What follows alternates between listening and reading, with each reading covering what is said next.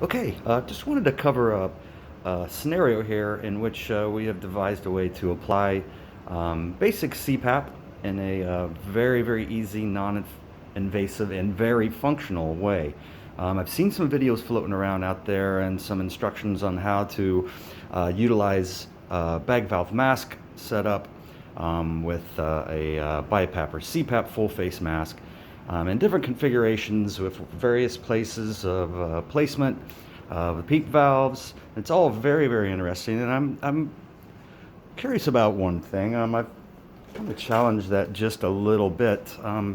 The device that we're looking at here is a self-inflating resuscitation device. So it's self-inflating, in which free flow oxygen is generally not applicable to patient care, like, say, an IMV system, which is flow inflating, in which oxygen is available and does drive the airway. I am a little bit concerned with the setup, something like this. It's probably not absolutely accurate, but a setup like this, whether or not it's actually going to provide any flow to drive a PEEP valve. You have to cycle that to actually drive it. Now, I also have seen applications, and I'm doing this one-handed with my phone, I apologize.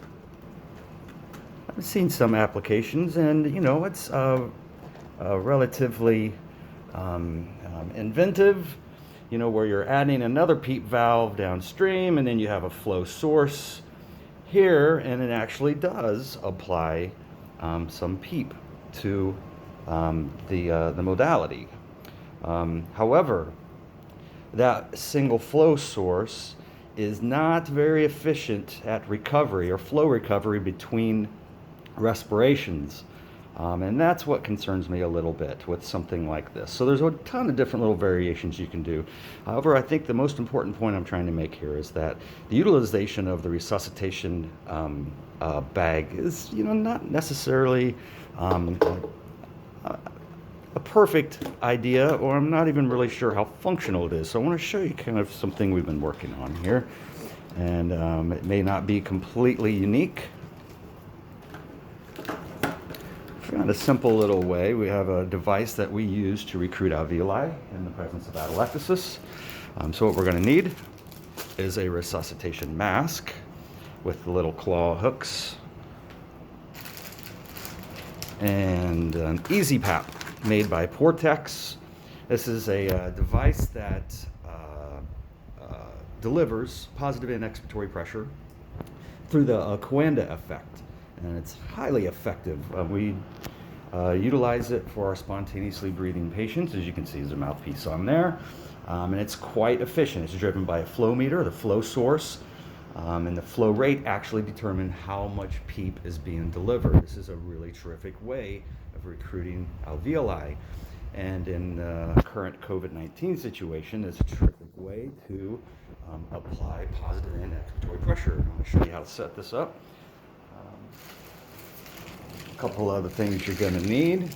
So we have the resuscitation mask. We have a basic little rubber head strap and the easy PAP device, and you're going to need a 15 millimeter adapter. And for those of you that are in the field of respiratory care, you know that most of this is plumbing, and 15 millimeter and 22 millimeter adapters are kind of the artwork of this field. So I have a completed setup here, and I just want to show you what it looks like. We have a resuscitation mask here, and the easy PAP, which is driven by a flow meter and flow source, a 15 millimeter adapter that goes into the end of this Portex easy PAP device. That's where the Coanda effects takes place.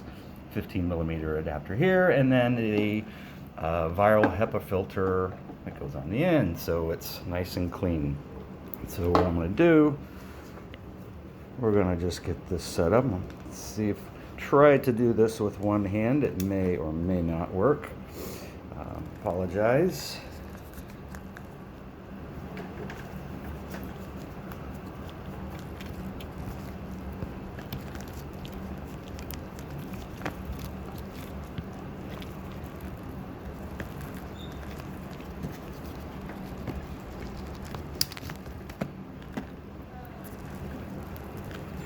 And we're getting this ready to go here. Okay, so I can show you. So this is super, super easy and very basic. You know, these just roll up, find a hole, and there we go. Take our flow source here, right to a flow meter.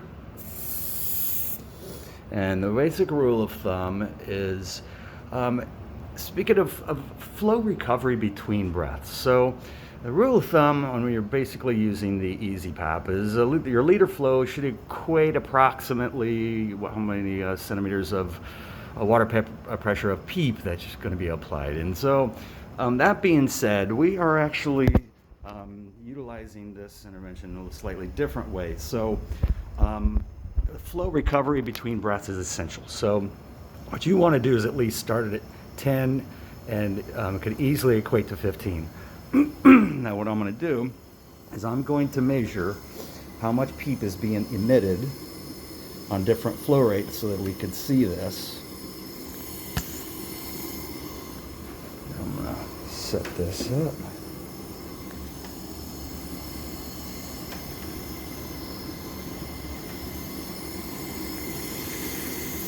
So I don't have a photographer, everybody's in the emergency room taking care of patients.